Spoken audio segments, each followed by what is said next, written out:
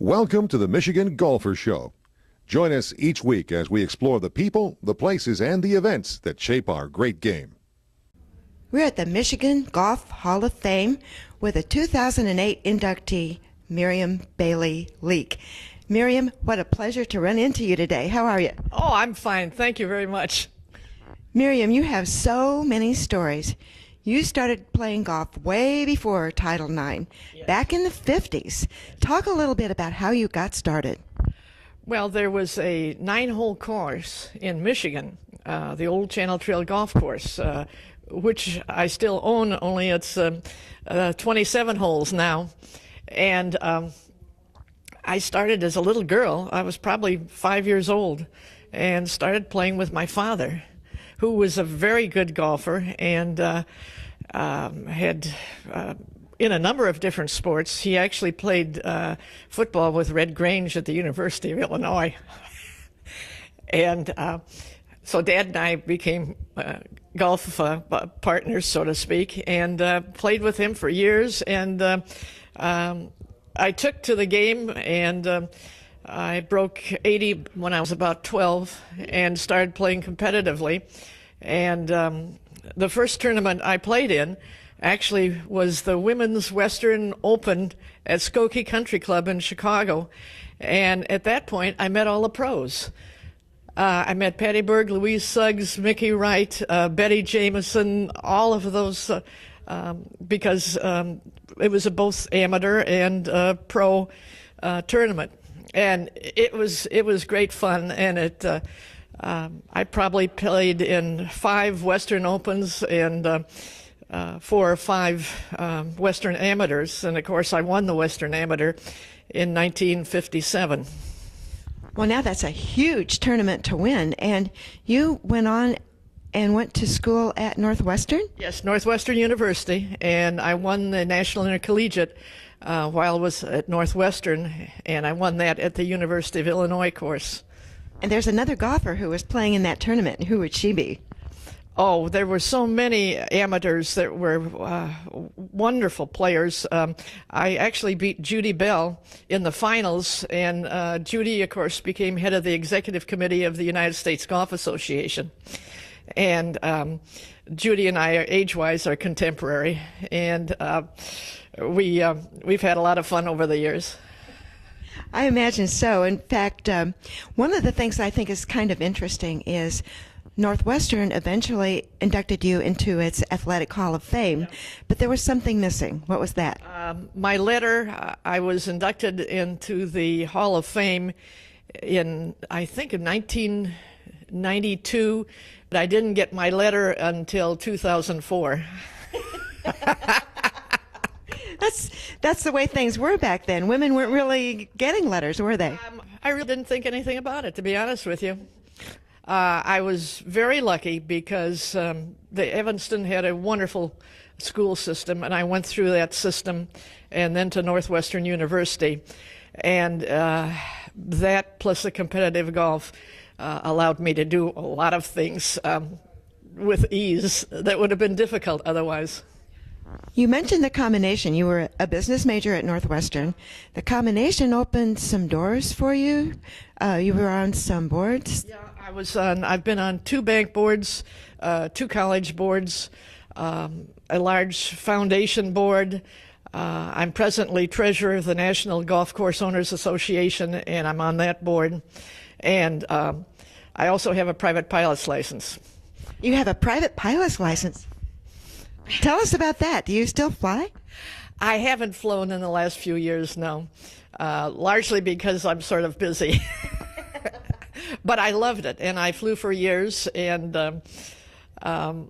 it was great fun.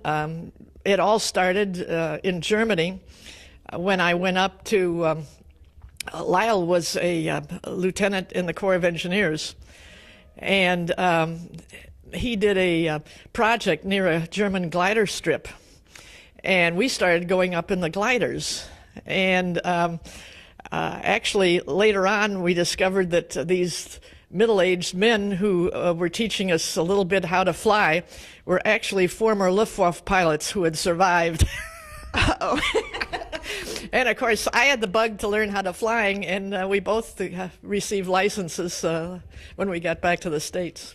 We were talking about flying, and you had mentioned earlier about how without competitive golf, you might not have done some of those things. How is that so? Well, because competitive golf teaches you so much.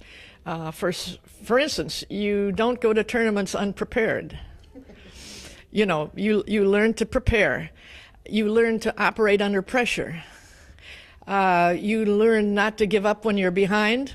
I won 2 matches where I was 5 down at the turn and won both of them on the 18th hole. You learn not to give up, and likewise, you learn to not to be overconfident when you're ahead. Wow, that's a great lesson. Well, and all those things come from competitive golf, you know. Well, now, one of the competitive tournaments that you played in was the Curtis Cup. Can you talk a little bit about that? Well, it's a great honor. I played, actually, the matches were in Boston. And then, you know, 2 years later, they would be in Great Britain, but I played in Boston. And I was, this year, in May, to a reunion at St. Andrews, and all the old Curtis Cup players were there. And we actually had our picture taken, and we had cocktails and dinner at the R&A Clubhouse. And that was a great thrill. In 1963, when I was there with my husband, I was allowed in the trophy room for about 2 minutes. And things have changed that much. It was wonderful. Things really have changed, which reminds me, how did you meet Lyle Leeke? I met Lyle in the middle of Lake Michigan. It was the 4th of July. It was my mother's birthday. And we were going back home to Evanston via the Milwaukee Clipper. And we had our car on board, and then we were going to drive down to Evanston. And I was reading out on deck, and Mother kept coming out and saying, "Meriam, if we're going to get a table, we've got to come in." Well, when I came in, there was a doctor and his wife and little daughter from Denver, and there was this young man, and the young man was Lyle. And after a while, he asked me to take a turn around the deck, which I did, and that's what started things. That started quite a collaboration, including the Old Channel Trail golf courses. And let's finish up with that. The Old Channel Trail is currently undergoing some renovation, but it's a pretty exciting place. Well, it's a 27-hole golf course, and it's 9 holes from different times. The original 9 was built in the 1920s. Lyle and I built the second 9 in the 1960s. And the third 9 in the 1990s. And Bruce Matthews and Jerry were the architects for the Meadow, the second 9, and Jerry for the third 9. And Robert Bruce Harris, who's quite a famous golf course architect, actually did the original 9 in the 1920s. And he was later head of the I think the second one to be head of the Golf Course Architects Association. And each 9 is characteristic of the different times that when it was built. And the original 9, the Woods 9, were built largely with a team of horses and a scoop. Things are different now. Things are different now, and I think that's one of the fun things about the golf courses, that you can see how golf course design has changed over the years. And very, very true. Yeah. Very, very true. Well, this has been so much fun talking with you. Congratulations on your entree into the Michigan Golf Hall of Fame. Thank you very much. I've enjoyed it.